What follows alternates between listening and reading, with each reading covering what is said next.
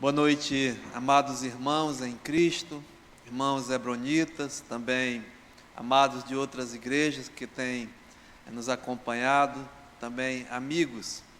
É uma alegria novamente poder estarmos nesse dia na casa do Senhor, para juntos ouvir realmente a sua palavra.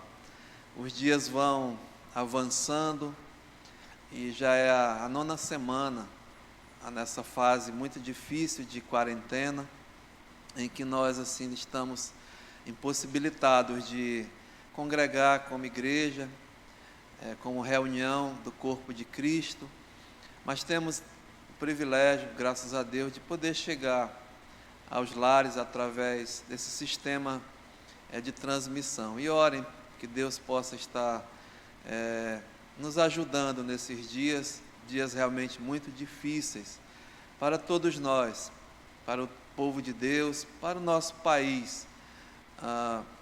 Vivemos essa pandemia e temos visto realmente famílias perdendo entes queridos, amigos e familiares nossos.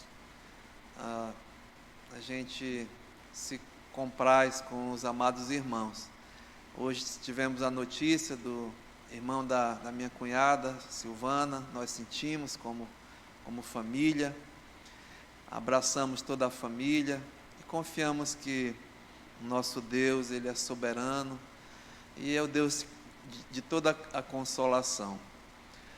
Também lembramos do nosso pastor Heraldo, do irmão Jorge, do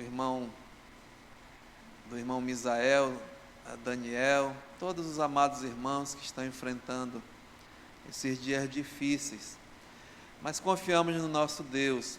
Há notícias aí que parece que o pico da doença aqui na nossa cidade chegou e a tendência é amenizar, e pedimos realmente, temos orado, a igreja, como família, enfim, né, que Deus possa nos conduzir. Também queria mandar meus parabéns à nossa amada irmã Luciane, está completando mais um ano de vida. Que o Senhor abençoe a sua vida, minha amada irmã, sua família, que Deus ilumine, guarde, proteja, dê sabedoria e que a irmã seja um testemunho fiel do nosso Deus. Amados, vamos abrir as nossas Bíblias na carta que nós estamos estudando nessas terças-feiras. Estamos no início de Colossenses no capítulo 1. Vamos ler apenas os 2 versos iniciais. Então, assim diz a palavra do Senhor. Colossenses, capítulo 1, verso 1 e 2. Assim diz a palavra do Senhor. Paulo, apóstolo de Cristo Jesus, por vontade de Deus, e o irmão Timóteo, aos santos e fiéis irmãos em Cristo, que se encontram em Colossos, graça e paz a vós outros, da parte de Deus, o nosso Pai. Que Deus abençoe a sua palavra e aplique-a aos nossos corações. Vamos orar. Senhor, muito obrigado mais uma vez, porque temos o privilégio de chegar nessa noite na tua casa, dedicada à adoração, à oração, mas também, Pai, para a instrução da tua palavra.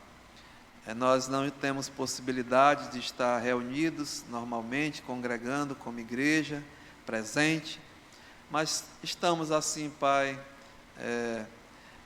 unidos através da transmissão e nos lares, Pai.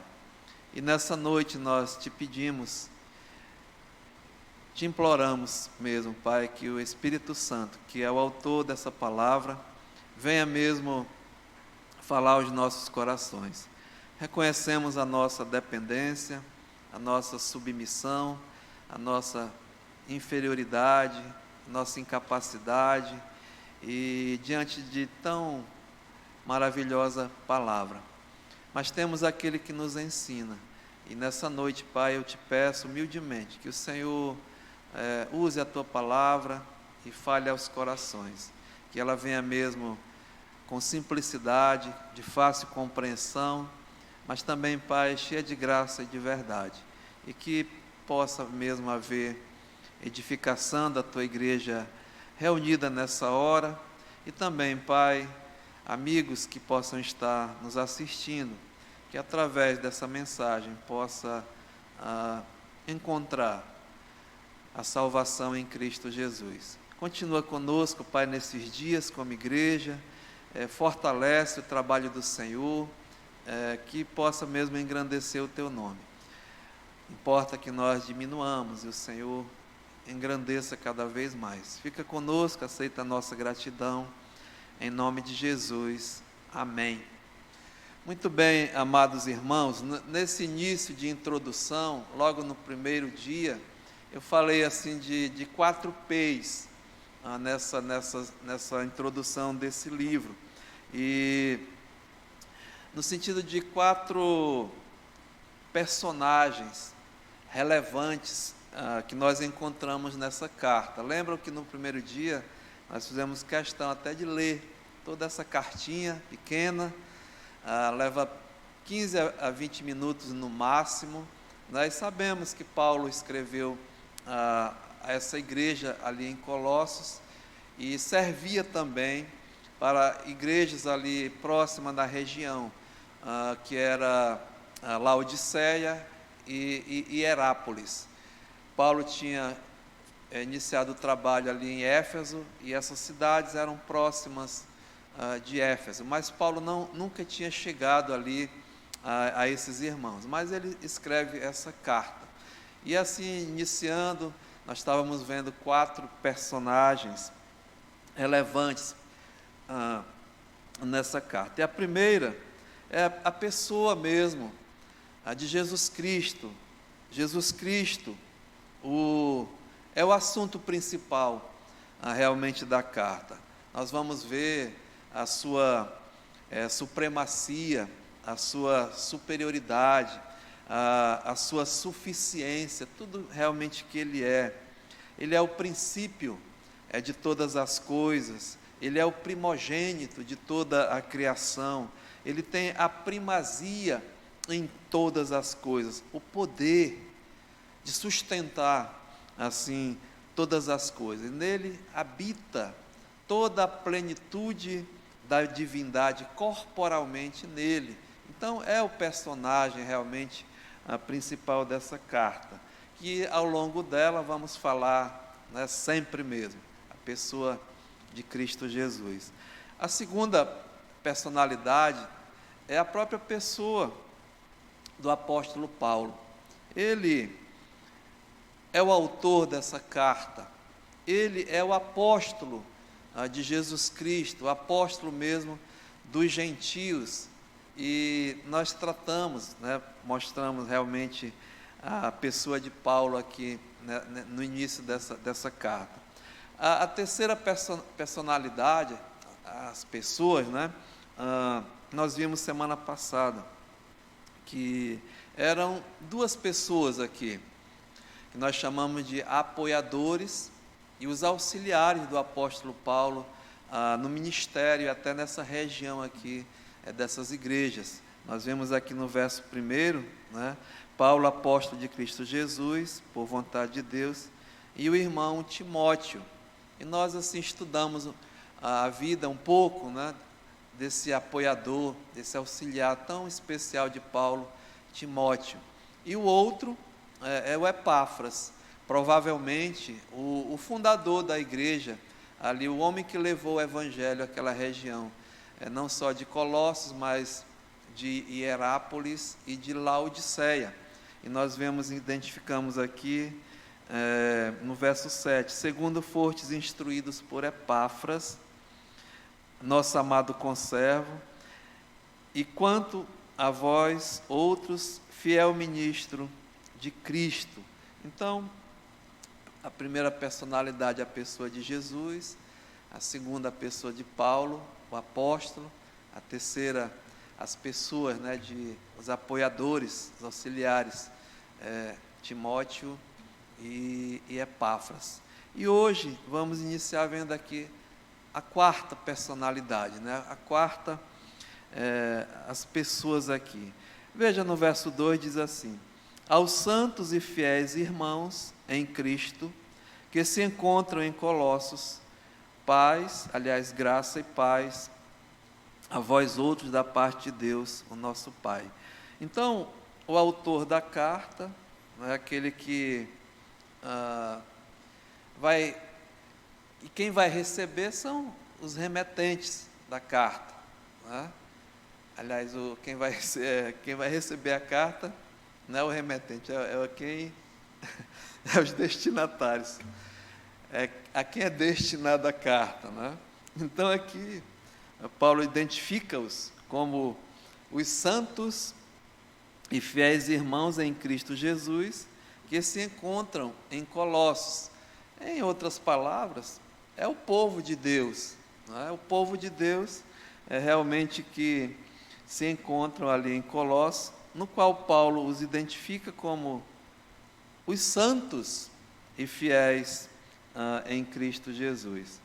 Amados irmãos, interessante, não é, que aqui Paulo não está escrevendo as pessoas, de um modo geral, da cidade de Colossos, a população geral em Colossos. Não, muito pelo contrário. Paulo escreve a um grupo de pessoas, e eu diria até um pequeno, realmente, grupo de pessoas que se encontravam, né, que viviam ali naquela região de Colossos, no qual ele chama de santos e fiéis em Cristo Jesus. Então, assim, hoje à noite, eu gostaria de identificar três características realmente desse povo, que não é o povo em geral. Muitas vezes nós somos até ensinados que todo povo, todas as pessoas desse mundo, né, é povo de Deus, porque são filhos de Deus. Todo mundo que nasce nesse mundo é filho de Deus. Mas nós aprendemos na palavra de Deus que essa não é uma verdade bíblica da palavra de Deus. O contrário, sim. Todos que nascem nesse mundo, nós vamos ver mais adiante, não nascem filhos de Deus. Nós nascemos criaturas de Deus, mas não nasce nesse mundo nenhum filho de Deus. Mas aqui o apóstolo Paulo, né, chama essas pessoas de santos e fiéis em Cristo Jesus. Então, característica desse povo peculiar, um povo exclusivo de Deus, que é identificado aqui como santos e fiéis em Cristo Jesus. Então, vamos ver assim três características que os identificam realmente como santos. Assim, primeiramente, o que eles eram. O que eles eram. Depois, o que eles são. E mais adiante, né, o que eles têm. É uma característica desse povo chamado santo. Em outras palavras, o povo de Deus. Então, Paulo aqui, né, mostra, quando ele diz assim, aos santos e fiéis em Cristo Jesus que se encontram em Colossos, a primeira coisa, o que eles eram antes. Porque eles não eram antes o povo de Deus. Eles não eram antes chamados santos e fiéis em Cristo Jesus. Muito pelo contrário. Aqui, se você vê no versículo 13, Paulo está escrevendo a esses santos que vivem em Éfeso, e ele faz lembrar a eles, né, quem realmente eles eram? Se você ver aqui no capítulo 1, versículo 13, Paulo diz assim, olha, ele nos libertou do império das trevas e nos transportou para o reino do Filho do seu amor, no qual temos a redenção e a remissão dos pecados. Então vejam, Paulo está dizendo que ele nos libertou, uma coisa que aconteceu no passado, ou seja, no passado, essas pessoas aqui, diz o apóstolo Paulo, pertenciam a um outro império, aliás, pertenciam a um império, era um povo que pertencia, como diz aqui, ao império das trevas. Está vendo? Né?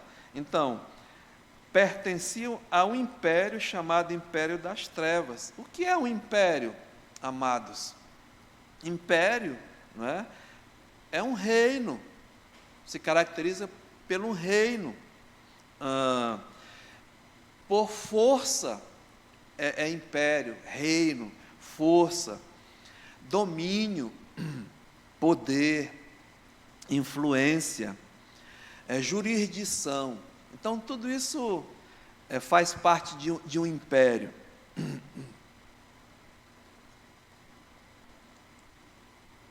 E aqui fala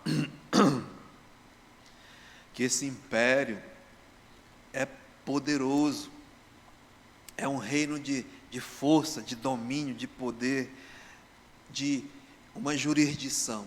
Não é? Então, que reino realmente é esse?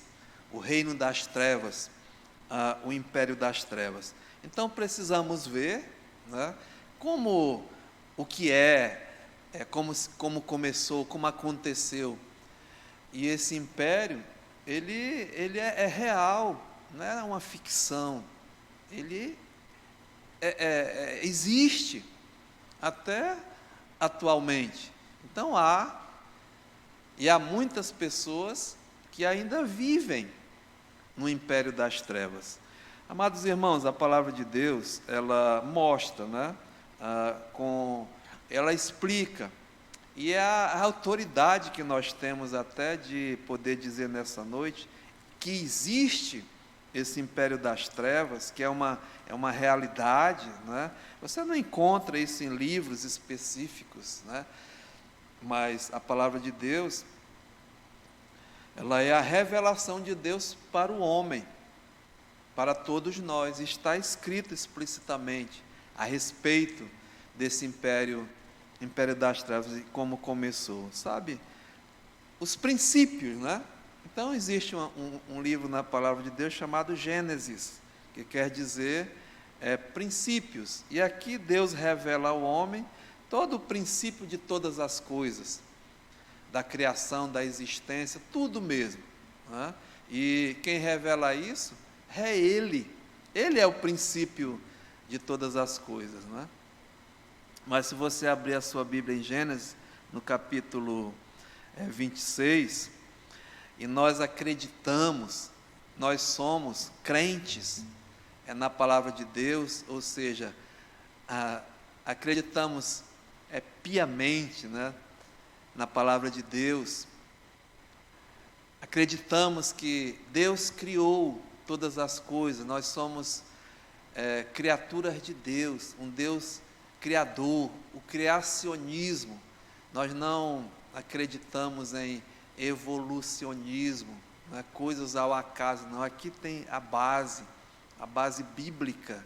Então Deus criou todas as coisas, criou o universo, criou as galáxias, as estrelas, tudo mesmo que existe é obra da mão de Deus, da criação de Deus. Aliás, um Deus que é uma trindade, um mistério, 3 em 1, Deus Pai, Deus Filho e Deus Espírito Santo.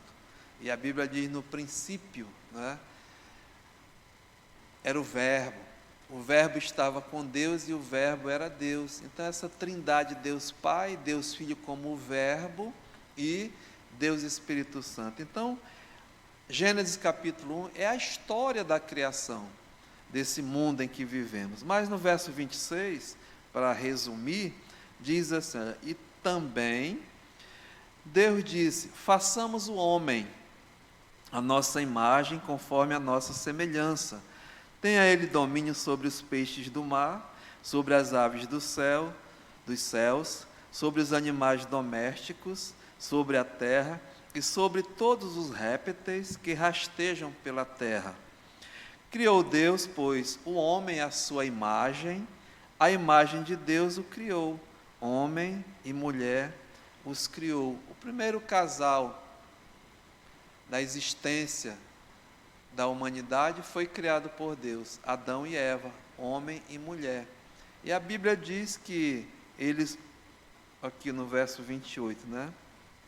Deus os abençoou e lhes disse: sede fecundos, multiplicai-vos, enchei a terra e sujeitai-a.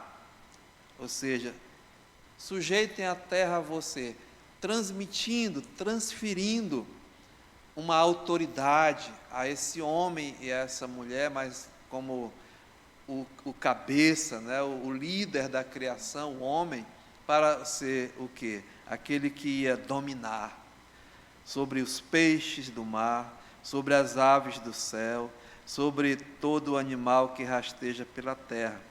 E disse Deus ainda: eis que vos tenho dado todas as ervas que dão semente se acham na superfície de toda a terra, e todas as árvores em que há fruto e dê semente, isso vos será por mantimento. E a todos os animais da terra, e a todas as aves dos céus, e a todos os répteis da terra, e em que há fôlego de vida, toda a erva verde será para mantimento. E assim fez, e assim se fez. Viu Deus tudo quanto fizera, e eis que era muito bom. Se você prestar atenção, em todos os dias da criação, depois de cada dia, Deus viu tudo que Ele fez e disse que era bom. Mas aqui no final da criação, em que Ele coloca, né, o fecho final, a cereja do bolo da criação, que seria o homem e a mulher, criados à imagem e à semelhança dele, diz aqui que Deus achou e fez que era muito bom, né? Então diz assim no capítulo 2: e assim, pois, foram acabados os céus e a terra e todo o seu exército, e havendo Deus terminado no sétimo dia a sua obra, a obra de Deus que fizera, descansou nesse dia de toda a sua obra que tinha feito. Veja, amados, e abençoou Deus o dia sétimo e o santificou, porque nele descansou de toda a obra que como Criador fizera. Então Deus criou, né, a perfeição. Um Deus que é perfeito, perfeição gera perfeição, né? Então Deus criou tudo perfeito, um reino mesmo de perfeição, e colocou ali alguém para ser o príncipe, né, para dominar, para reger, e deu autoridade para mesmo dominar todas as coisas. E mais adiante, ele deu uma ordem, como soberano Criador, à sua criação, à sua criatura, aquele que foi feito à sua imagem e semelhança a Adão.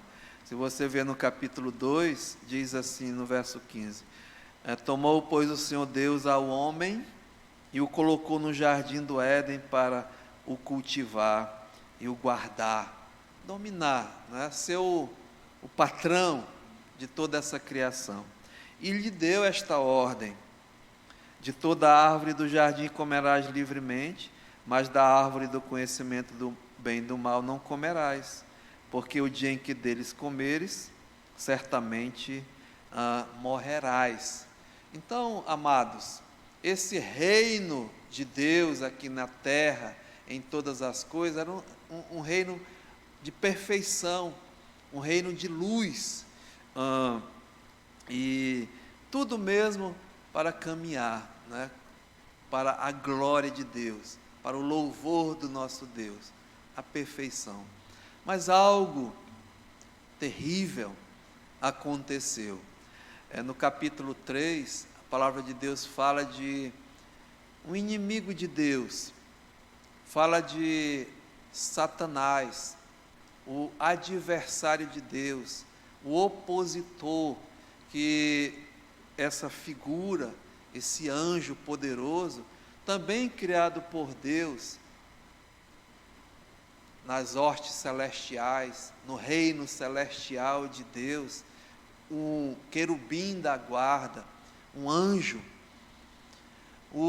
Depois da Trindade, ele tinha a primazia, e a Bíblia diz que ele subiu o seu orgulho, subiu mesmo a sua prepotência, ele quis ser igual a Deus, sentar no trono de Deus.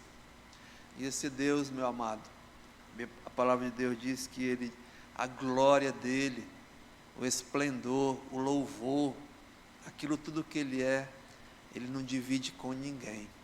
Ele é um Deus exclusivista, é Ele requer adoração, prioridade, tudo. Então, nós devemos nos submeter a esse Deus.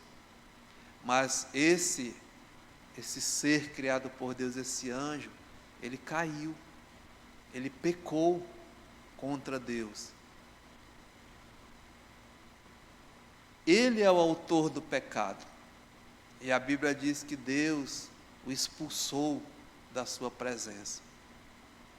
E a palavra de Deus diz que ele é um homicida desde o início, ele é um destruidor, e o propósito dele é para matar. Ele veio para matar, ele veio para roubar, e ele veio para destruir. Então o propósito dele, ele desceu e viu essa criação maravilhosa e veio fazer o propósito que ele é, destruir a obra de Deus. E ele continua com esse propósito. Ele é o adversário de Deus, ele é o inimigo de Deus, ele vai fazer tudo para destruir a obra de Deus, aonde quer que seja, aonde quer que esteja. Foi Deus trabalhando, é Deus trabalhando, o inimigo vem com esse propósito. E ele veio.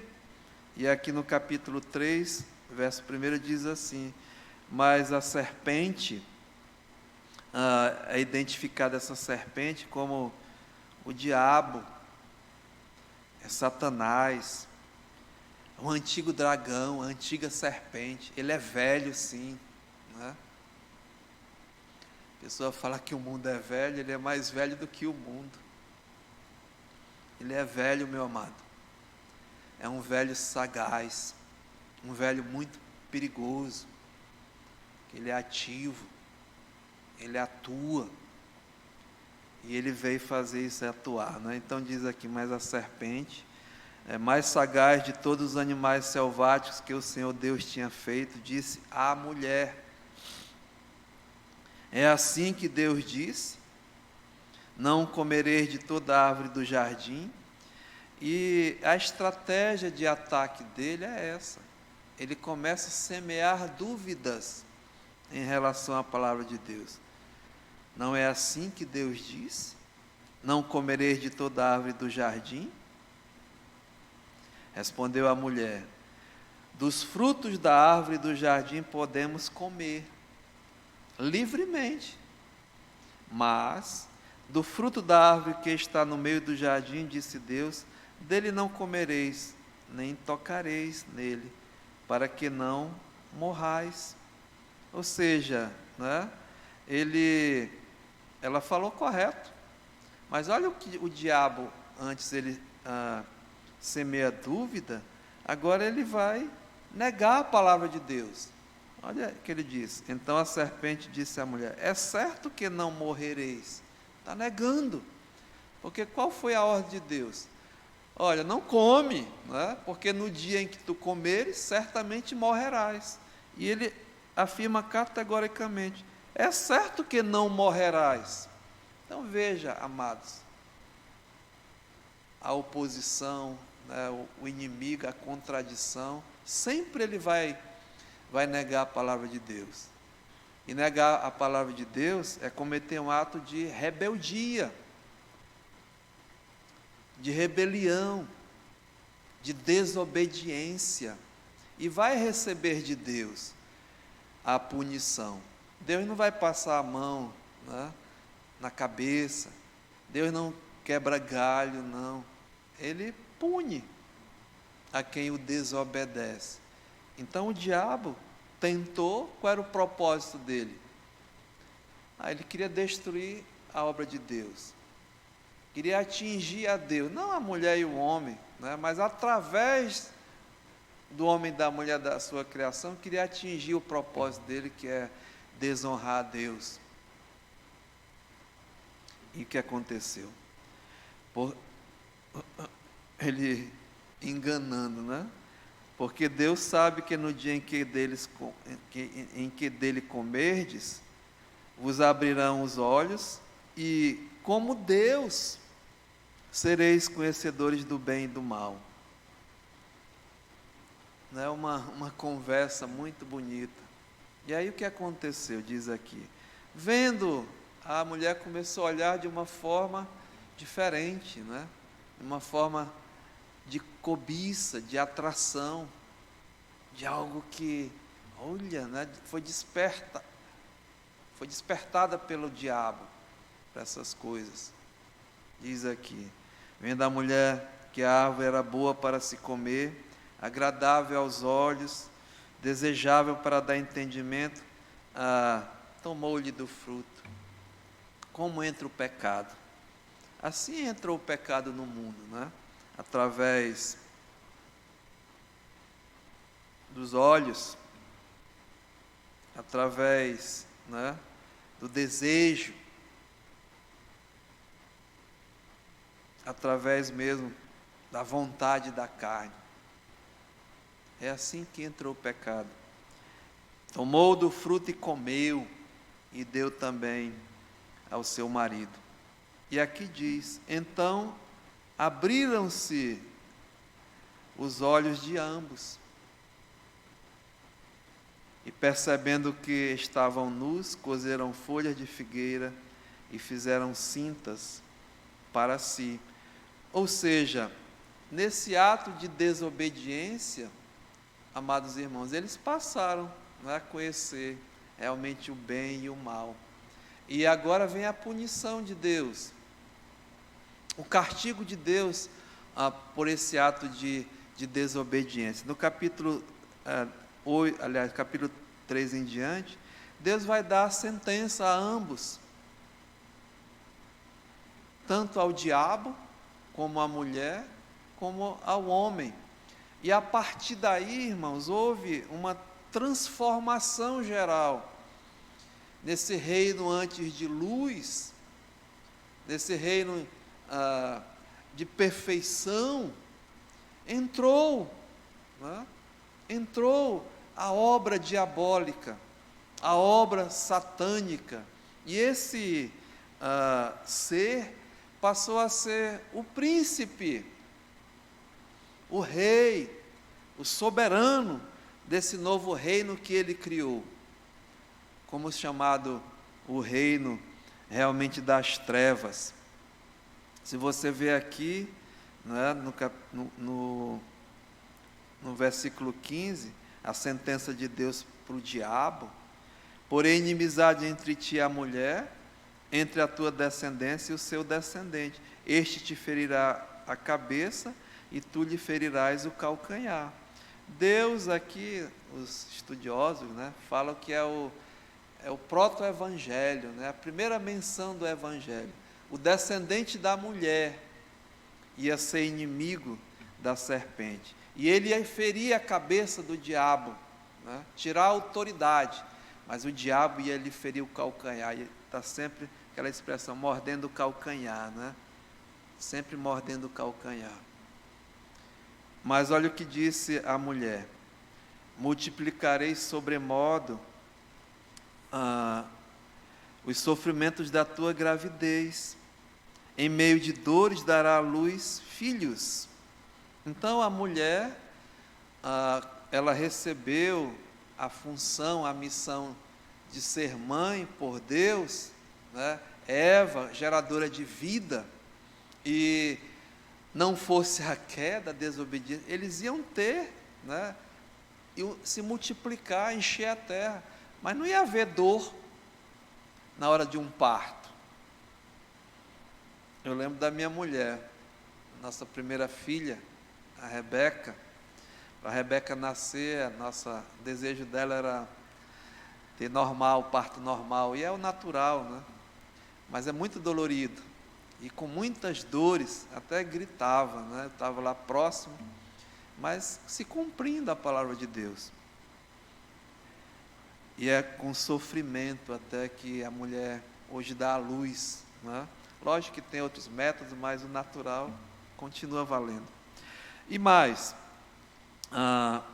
o teu desejo será para o teu marido, e ele te governará. As feministas vão à loucura, né? Com essa passagem aqui.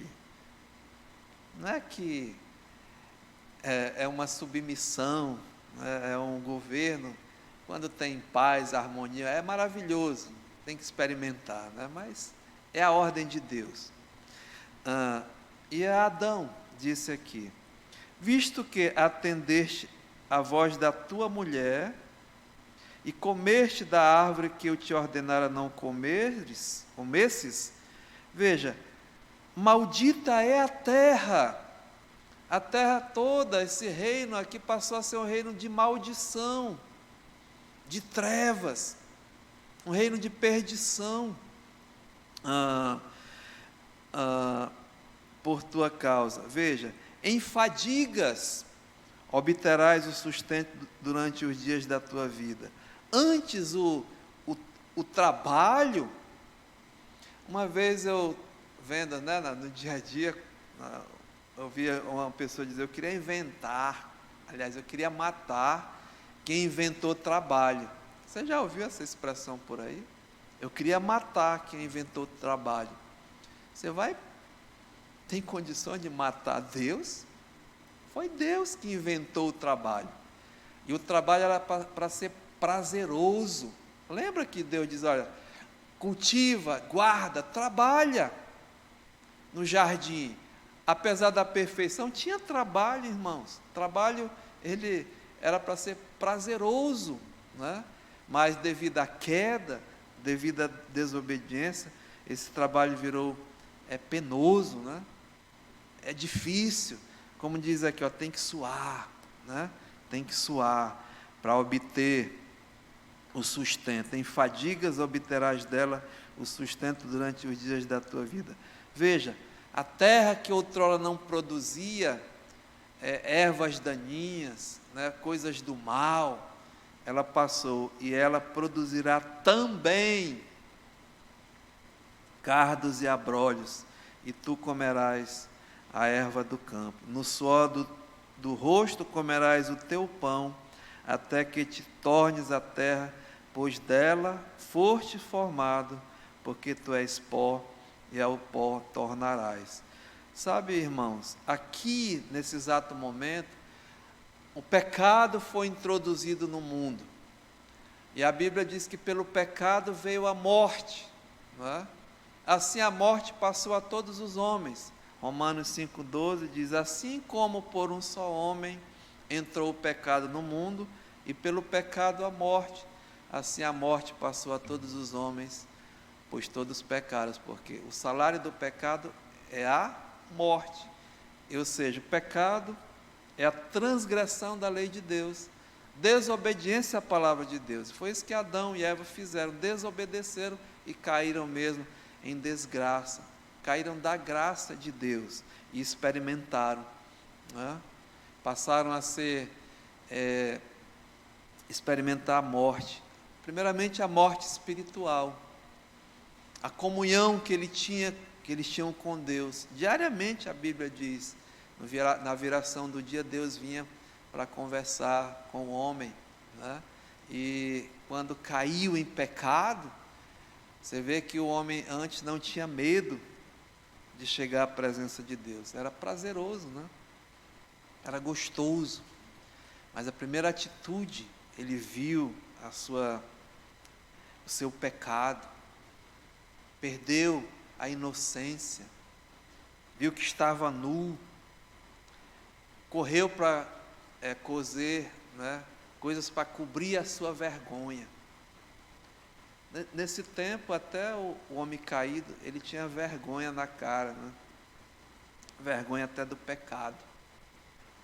Hoje, perderam a vergonha, estão sem vergonha.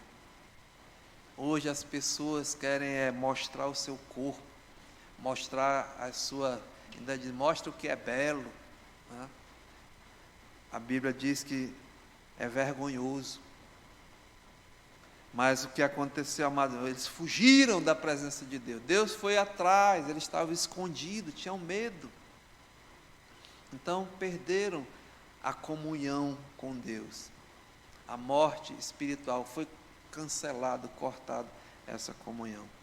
E logo depois também, a segunda, que a gente fala, a morte, assim, 3 estágios da morte, né? A primeira, separação da comunhão com Deus, a morte espiritual. Depois a morte física, como diz aqui, né? Versículo 19: no suor do teu rosto comerás o teu pão, até que tornes a terra, pois dela foste formado, porque tu és pó, e ao pó tornarás. Então o homem passou a experimentar a morte física, a separação do corpo e da alma, que Deus, quando formou o homem do pó da terra, ele soprou as narinas, e esse homem passou a ser uma alma vivente, né? Semelhante a Deus, com três características: corpo, alma e espírito. Mas aqui, com a queda, o homem perdeu a comunhão, a morte espiritual. Depois passou a morte física. Esse homem Adão, ele morreu com 900 e poucos anos, morreu, né? Mas tem a Bíblia fala, essa é a primeira morte, a morte espiritual, na queda, com a morte física. Mas a Bíblia fala de uma segunda morte, a morte eterna. É aonde a separação eterna de Deus, esse espírito, né, separado de Deus eternamente. E a Bíblia fala lá em Apocalipse que Deus, no dia do juízo final, vai reunir novamente o corpo com a alma, e aqueles que são de Cristo vão para a vida eterna. Mas os que não são de Cristo, estão sem Cristo, para a morte eterna, a separação. Não é o inferno, não. A Bíblia fala que há um local chamado lago, que arde com fogo e enxofre, onde será lançado todos os que não são filhos de Deus. O diabo, a morte, a trindade do inferno, vão ser jogados no lago, os anjos, o diabo, esse lago que arde com fogo e enxofre. E também todos aqueles que não estão inscritos no livro da vida, a morte eterna, a separação eterna de Deus. Então, amados irmãos, esse reino, né, passou a existir, esse reino das trevas, na qual ele tem um príncipe, um rei, um soberano, aquele que domina todas essas coisas. E esse é o diabo, é Satanás. Se você abrir sua Bíblia aqui, em Mateus, no capítulo 4, Evangelho, aliás, de Lucas, capítulo 4, é melhor. Lucas, capítulo 4. Quando o Senhor Jesus veio a esse mundo, né, estabelecer o reino de Deus, que nós vamos ver mais à frente. O próprio Deus vai estabelecer o reino da luz. Ele teve o primeiro encontro, quando ele veio fazer a obra de Deus, estabelecer a obra de Deus, o reino de Deus. Logo vem quem? Quem? Satanás, né? Então, diz aqui no capítulo 4 de Lucas, olha, Jesus, cheio do Espírito Santo, voltou do Jordão, foi no batismo. O Senhor Jesus passou 30 anos, que chamamos a vida oculta, né? Ainda não revelada ao mundo, mas com 30 anos ele foi batizado com o Espírito Santo, ali a Trindade, para ser revelada ao mundo, e a partir dali Jesus, ele chega, né, para reinar sim, e aqui diz que logo, né, foi guiado pelo mesmo Espírito para o deserto, e durante 40 dias e 40 noites, sendo tentado pelo diabo, mesmo modus operandi, né, dele, o tentador. Ele veio para destruir a obra de Deus, e ele foi com o Criador mesmo, o próprio Deus. Olha que a petulância, né, como ele é.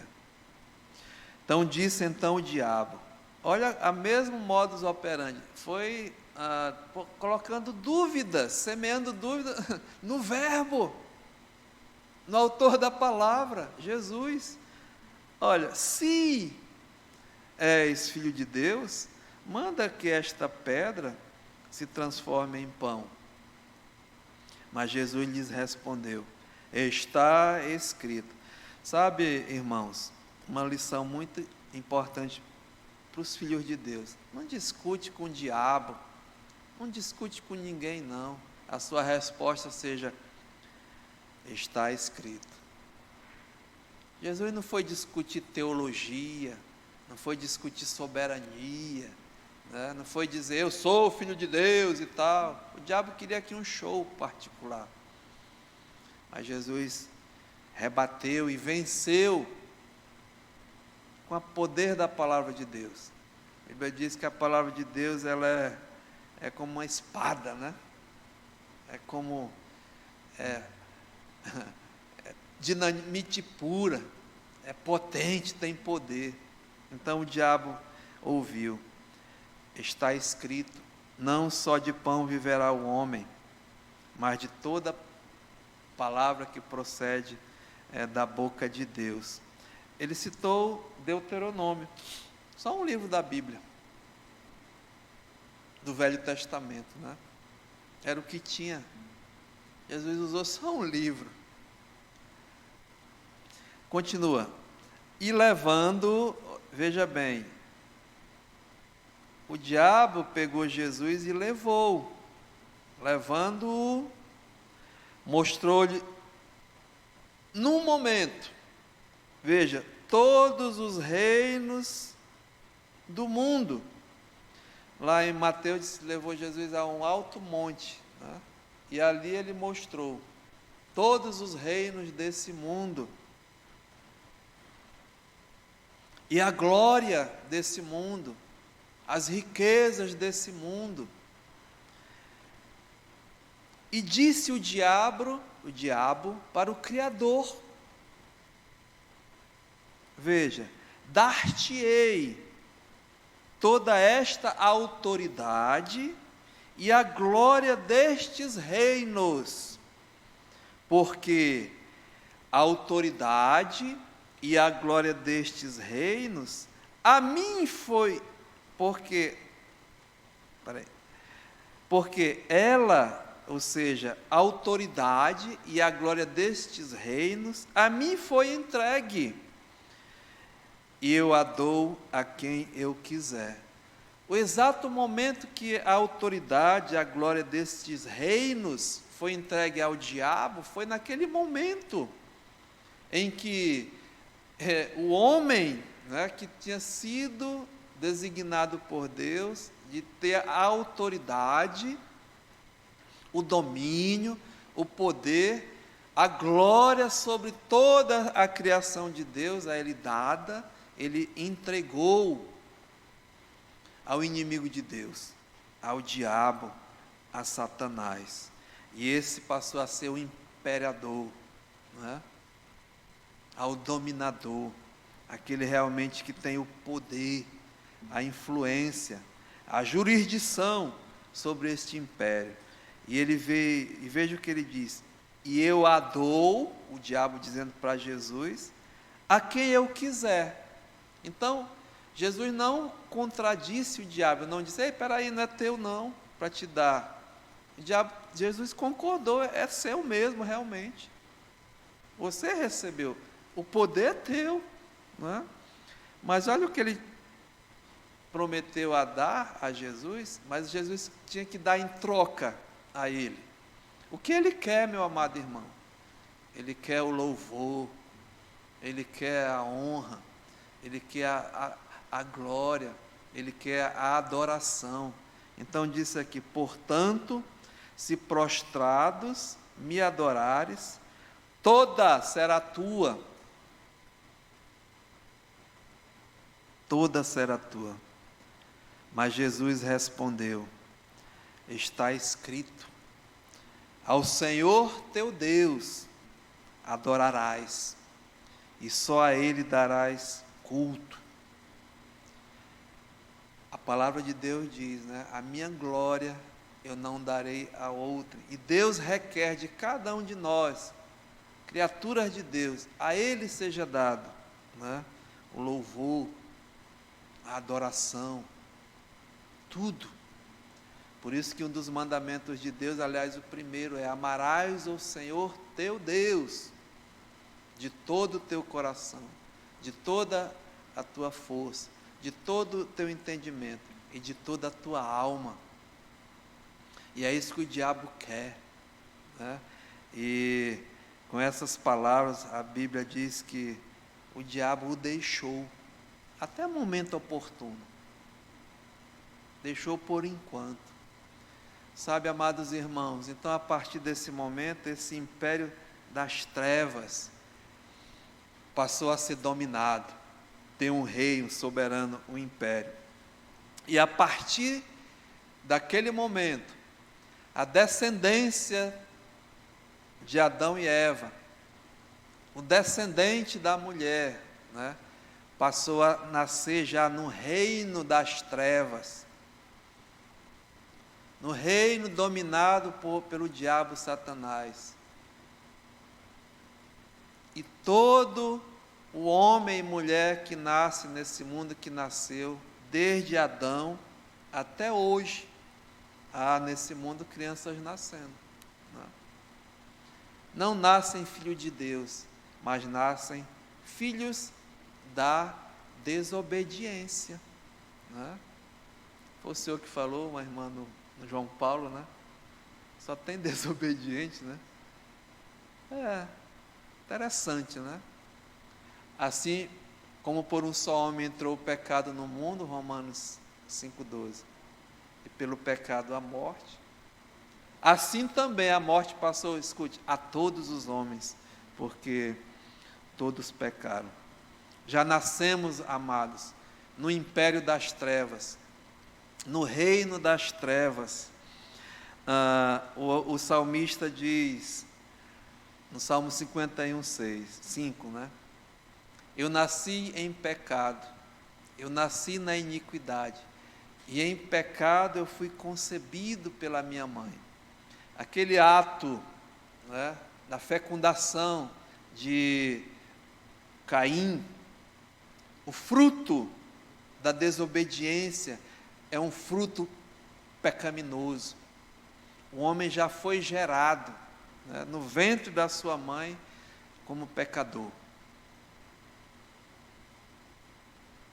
Não tem jeito, é a natureza, é por nascimento, já traz no DNA essa marca da desobediência, que é chamada pecado.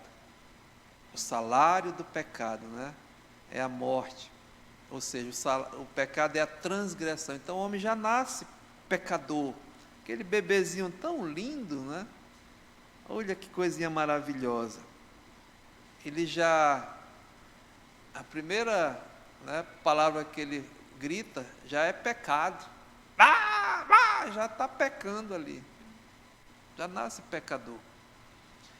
Nosso pastor fundador dizia: o homem não é pecador porque ele peca, mas ele peca porque ele já nasce pecador, não é? Ou seja, e o Senhor Jesus, em João 8,34, ele diz: todo aquele que comete pecado é o quê? Escravo do pecado. Ou seja, o homem já nasce, não é, no reino das trevas, escravo de Satanás, escravo do pecado. E o que é um escravo? Não é uma definição mesmo de escravo, eu até peguei. É o indivíduo que está ou foi privado da sua liberdade, sendo submetido à vontade de outra pessoa.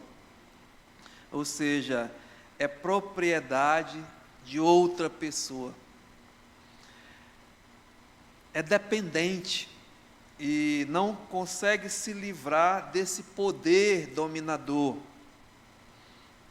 Não tem forças, não tem capacidade, está totalmente preso, né? Escravizado, acorrentado. E esse é o reino que existe hoje, meu amado, minha amada. O reino do diabo, o reino das trevas, e o homem acorrentado, preso ao pai, ao seu pai, ao autor do pecado. Por isso que o apóstolo Paulo, escrevendo aos Efésios, no capítulo 2, olha o que ele diz aqui, Efésios capítulo 2, versículo 1. Ele vos deu vida, ele está falando para o povo de Deus, ele vos deu vida, né? Porque antes, estando vós mortos em vossos delitos e pecados, antes, todo homem que nasce nesse mundo, nasce morto, espiritualmente falando, morto em ofensas, em delitos e em pecados, e nos quais a prova que o homem é pecador, né? Que já nasce com essa natureza pecaminosa, é que ele vai agir, ele vai praticar, ele vai demonstrar o que ele é na sua natureza, pecador. Fazendo o quê? Praticando o pecado. Então assim ele vai andar, e ele anda, não é? Dominado, acorrentado, e aqui fala no verso 2, nos quais andastes outrora, segundo, e eu sempre acrescento, né, com a permissão de Deus, segundo e seguindo, diz aqui, o curso deste mundo. É uma realidade. Todo homem que nasce nesse mundo, ele é mundano, e ele vai seguir o curso desse mundo, as filosofias, as tendências. Esse mundo tem um curso, e fique sabendo que esse mundo é um inimigo de Deus, é um inimigo da palavra de Deus. Então é assim que o homem demonstra que ele é pecador, que ele anda segundo o curso do mundo, não segundo a palavra de Deus, né? Mas, diz aqui, segundo e seguindo o seu pai, o príncipe da potestade do ar, né? Esse príncipe, o rei desse império das trevas, veja, do espírito que agora atua nos filhos da desobediência, ele atua, ele age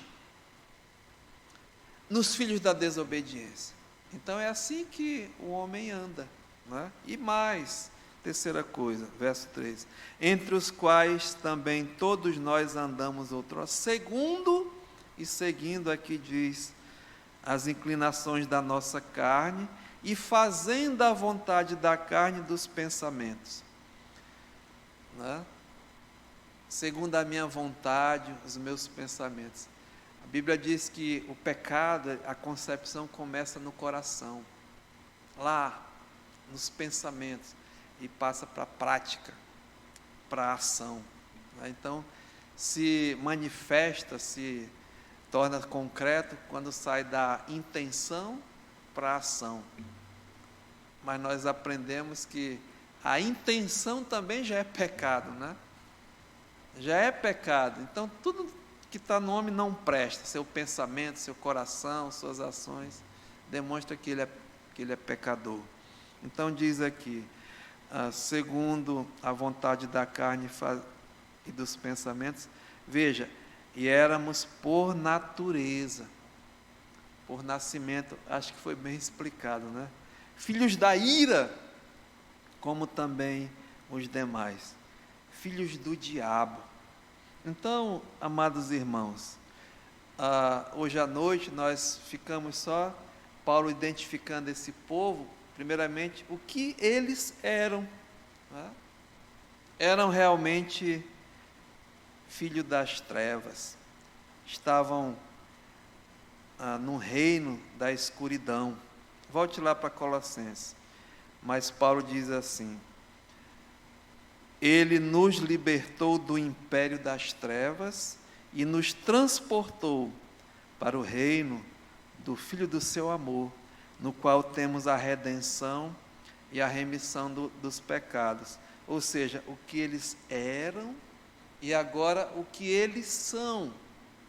Aconteceu uma coisa especial, uma coisa maravilhosa na vida dessas pessoas que antes estavam, né, escravizados no império das trevas.